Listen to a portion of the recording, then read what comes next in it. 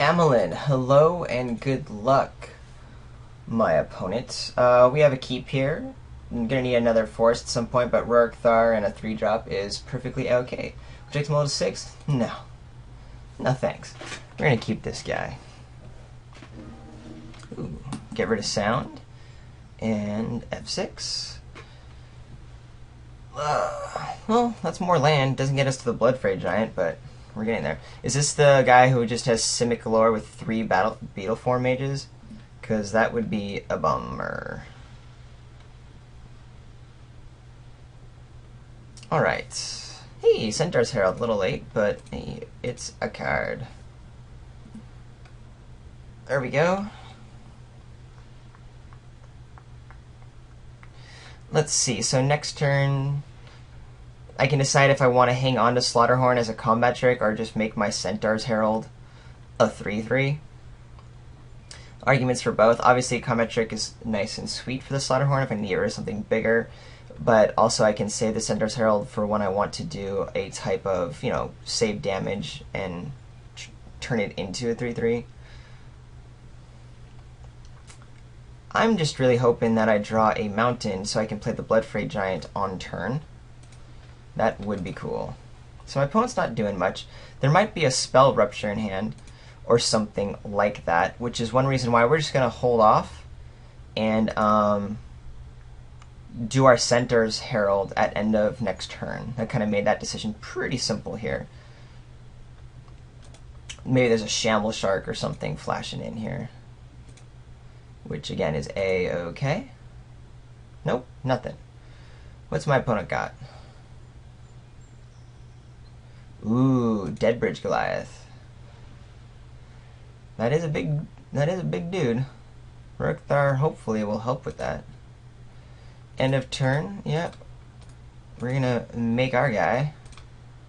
And then we'll play our Blood Fray Giant, which at least,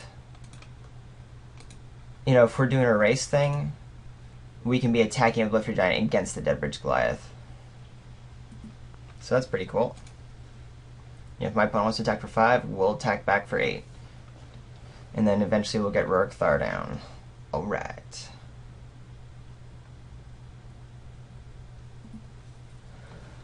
You attacking? If my opponent has more plays, then my opponent will probably attack. If my opponent's still stuck on 4, maybe not an attack. I cannot block. I take 5.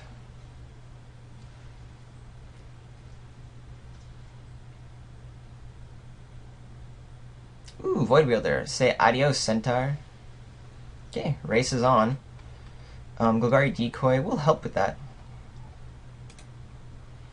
Let's see. So we just attack in. I mean, we're going to be going down to 10 eventually. Maybe I just end up playing the Golgari Decoy to block Deadbridge Goliath, and I can scavenge onto Blood Fray Giant when needed. Rourke Thar is coming down next turn, so I have to kind of think about what I'm doing in the meantime. But if I'm going to be I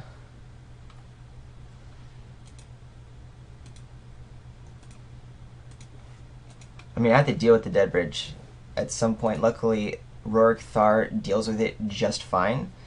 The issue is if there is a removal spell or some sort of bounce or something, I could totally get tempoed out by Deadbridge Goliath, because those are huge hunks of life. So for the moment, we'll play our Decoy. Pass the turn.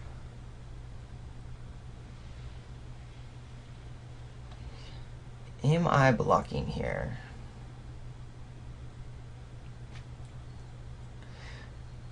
No, we're going to go ahead and save the Decoy. We'll go down to 10. If more and more pressure comes from my opponent, then we'll start doing the chumps. Because next turn we're doing Rourke Thar, then we might be chumping at that point or something like that. So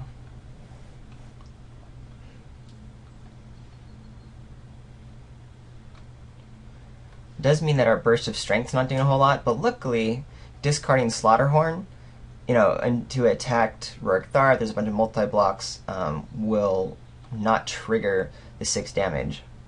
And if my opponent is really doing a blue bounce kind of deck, then the Rourke Thar could probably make the 6 damage from casting a non-creature spell relevant. Alright, my opponent was taken there for a second. Let's see. Does my opponent attack? Yes, so my opponent is attacking. Again, we're just taking that hit this time. Would love it if my opponent taps out for something irrelevant, though that probably won't happen at 6 mana. Maze Behemoth. Okay. It just so happens I have a dude to counteract that. 1, 2, 3, 4. Don't play the Guild Gate. Do I get a 5-point attack in? I mean, it's not like I can block anyway. We're bringing Rurikthar down next turn. I've just got a feeling that my opponent isn't going to block Bloodfray Giant, because... yeah. So we'll attack with Bloodfray Giant, because we need our Guard Decoy on backup in case there's a removal or bounce spell of some sort for our Rurikthar, because that is dead on board.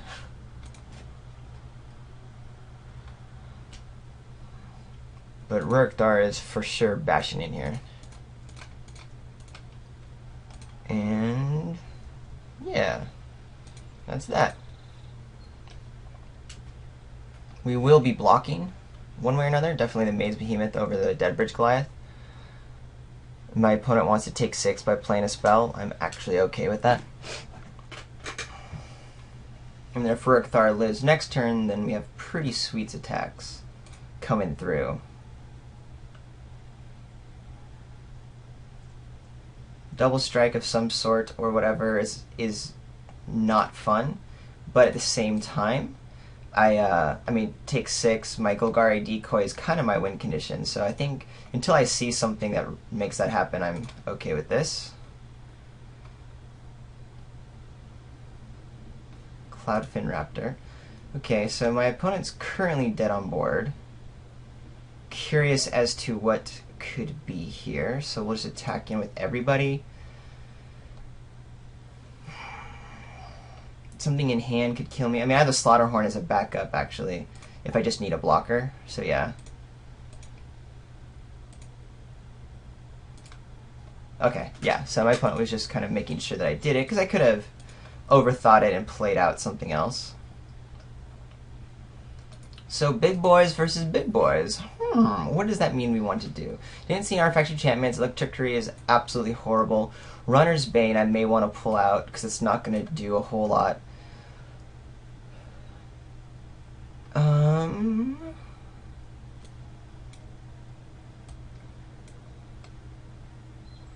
So I think now we do bring in the Flux Charger. It'll hold off some of the guys, including like that Cloudfin Raptor we saw, if there's any other flyers come in, or if I need to have this guy out and play like a Savage Surge on a Centaur, and then have this trade with like a Deadbridge Goliath, or even the Maze Behemoth with some Trample run over. Not excited for it, but I do think it's better than, say, bringing in just a 1/4 or, again, the Runner's Bane. That's not going to do a whole lot. Paralyzing Grasp is actually going to be pretty good here. So, yeah, we'll keep the build the way it is. Do I want that extra island now that I do want a Flux Charger on time and a Paralyzing Grasp ASAP? I think I do. 6, 7, 8, 9 greens. 1, 2, 3, 4, 5, 6, 7, 8, 9, 10 reds. Yeah, we're going to take out a mountain and bring in another island.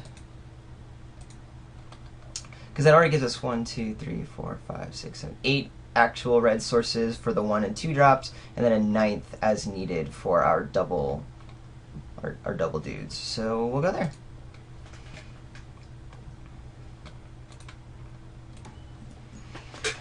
Okay, so we are missing our green, and all we have is a 3-drop on red. So unfortunately, we're going to have to mull. Luckily, our opponent did as well.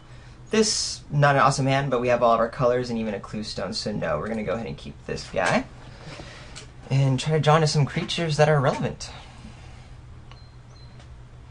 That's one of it. I mean, hey, if we can ramp into a turn 5 Ruination Worm, we're in pretty good shape. Played the mountain because it's the only double color spells we have, even though that doesn't really matter. Metropolis Sprite pinging me up. that could very well happen. And no plays. Take two? Ping? Or ouch? Ooh, ouch. Ouch! You got me. You got the pinger. And a 2-drop follow-up. Alrighty, so here comes the clue stone. So that's all we can do at the moment.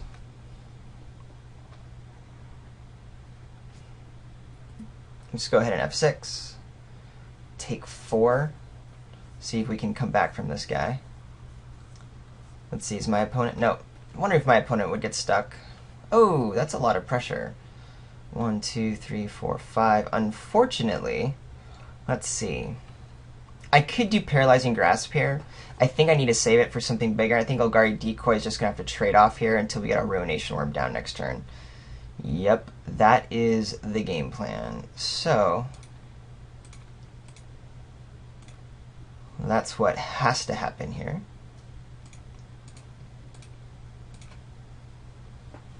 Trade off the Brush Strider and try to just minimize as much damage as possible until we get a Ruination Worm and hopefully be able to bash in a bit more.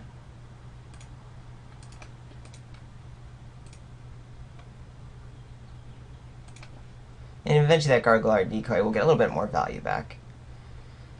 5-drop. Ooh, Ruin Wing. Alright, so these flyers are going to become problematic. We do have Pursuit of Flight, so that's cool.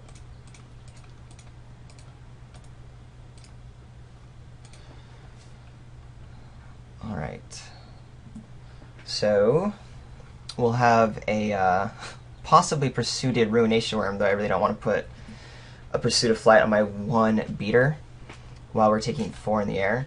So, we'll probably have to Paralyzing Grasp like the Rune Wing or something. Ooh, yeah, especially now that we have no other creature to play.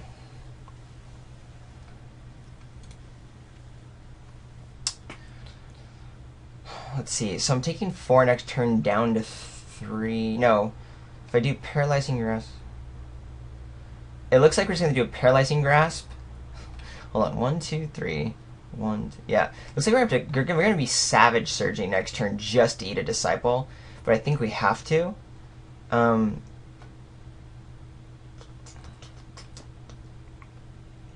we're taking 6 otherwise, and we can't do that. Option is we just play D, put Pursuit of Flight on Ruination Worm, but if there's a bounce spell, which we've seen from our opponent, then that's pretty bad. I mean, it's going to be pretty bad either way, but yeah, we're just going to go ahead and bash in right now.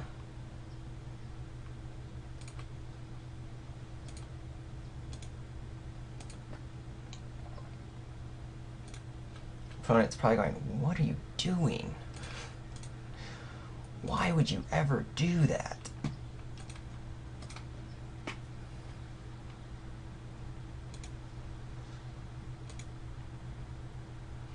Yeah, definitely not excited to have to Savage Surge to kill the Disciple.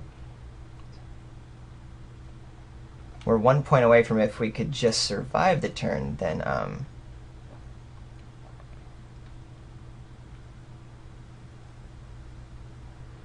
Pursuit of Flight, 7, 8, 9, 10, 11. 7, 8, 9, 10. No, we're 2 points away. Alright, now we'll go ahead and get our Savage Surge on.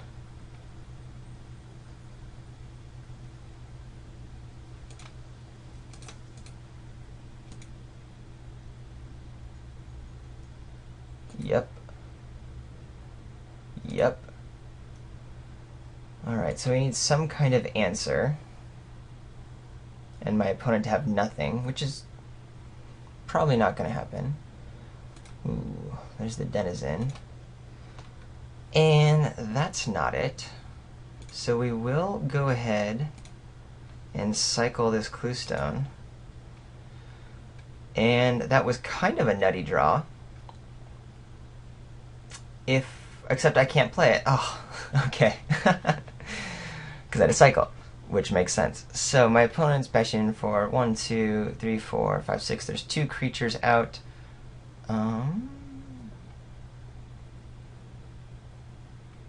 Yeah, I think we just have to hold back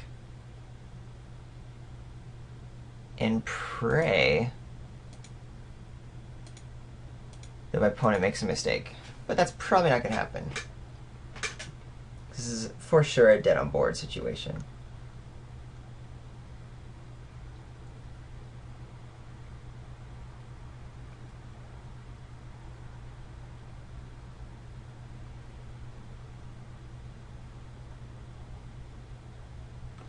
So my opponent's probably also thinking about a removal spell here. You know, because my opponent goes all in, I get to eat a denizen, kill, chop a sprite, go down to 1. But still. Attacks come through. Interesting. Can't block? Yeah, let's concede. Alright. So in that game we did see a little bit more to where Runner's Bane and Electricity might actually be good, where our opponent really just had the fatty guys earlier. Do I think Flux Charger is going to do well? It will definitely help with the flyers, so now actually I kind of like Flux Charger that much more. But do I want Electricity over... do I want Electricity or Runner's Bane over anything else here? I'm a little worried about the flyers. What flyers do I have? I have Pursuit of Flight, Flux Charger, and that is it. So yeah, we are kind of hard up against flyers. What is really bad against my opponent? Maybe the Lobber Crew? If I just want to be beating in a lot more, but I really just need more creatures anyway.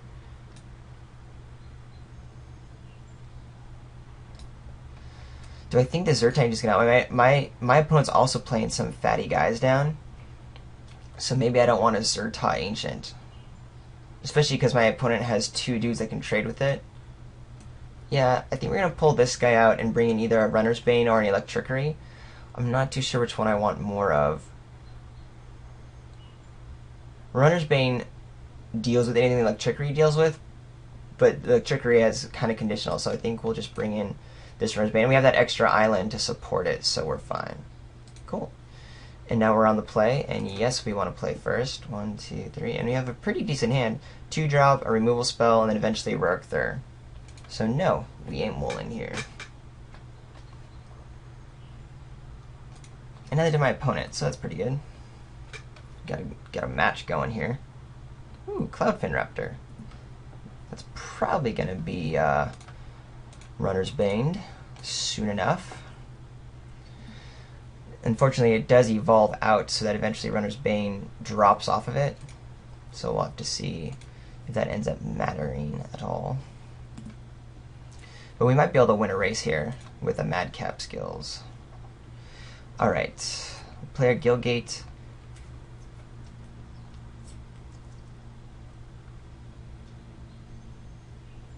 We saw bounce, but not removal. And the bounce comes a bit later, so we'll probably be able to get many points of damage in before my opponent can deal with Madcap skills. So I'm going for it. It also uses my mana up 100%. We'll have Golgari Decoy next turn. So, because always, you know, the bounce we saw was the Void Wielder.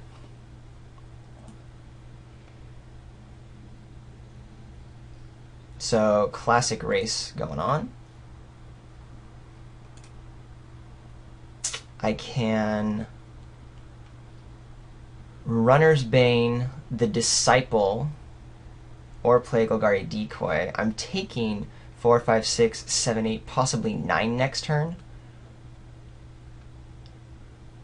I kind of like just playing the Clue Stone so we can ramp into Rark, throw off we draw another land, and then Runner's Bane, the Disciple. I think that will be the best gameplay here. Yeah, that's what we're going to do.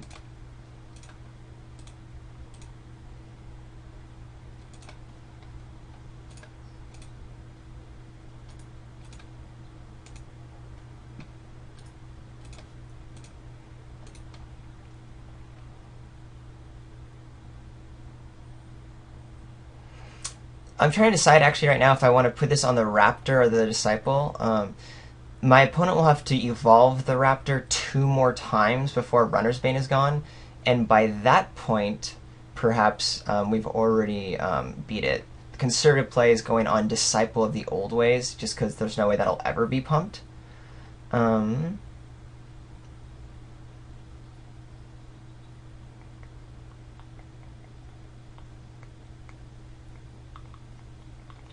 Yeah, we're going to put on Cloudfin Raptor here because I don't see it being pumped too quickly in the near future. At least, I mean, not twice. You know what I mean? Like, I can get pumped here to 3, and then it has to be pumped again with another evolve trigger. And I think that's gonna... I think I have at least a turn or 2 before that happens. So yeah, that does get 1 more pump. Choose blocker step. Okay. Where are we at? Ooh, 1, 2, 3, 4. So, we attack in for 5. Our opponent can't block, but we're at 5, 6, 7, 8, 9, 10 on the swing back. Well, that's what we're going to have to do, and just have Golgari Decoy as a chumper, basically. Luckily, this won't... Yeah. Not luckily, but it's important to note that Runner's Bane, even though it might fall off next turn, it will still keep the Cloudfin Raptor tapped.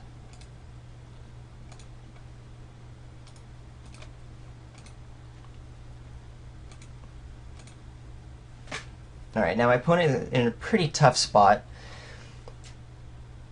Could bounce something and attack in, but I'm still at 10 with 9. Oh, shoot. 5, 6, 7, 8. 5, 6, 7, 8, 9, 10, 11. Shoot. I miscalculated that. 1 bounce kills me.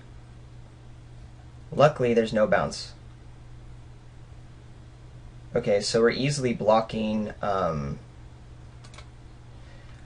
I mean, what am I blocking? I can just trade here. I mean, my opponent's dead next turn anyway. So I think we just prevent the most damage, right? Yeah, that's the way to go. That makes my opponent pump and do something else. Ooh. Is that a win? Super close. Okay, so...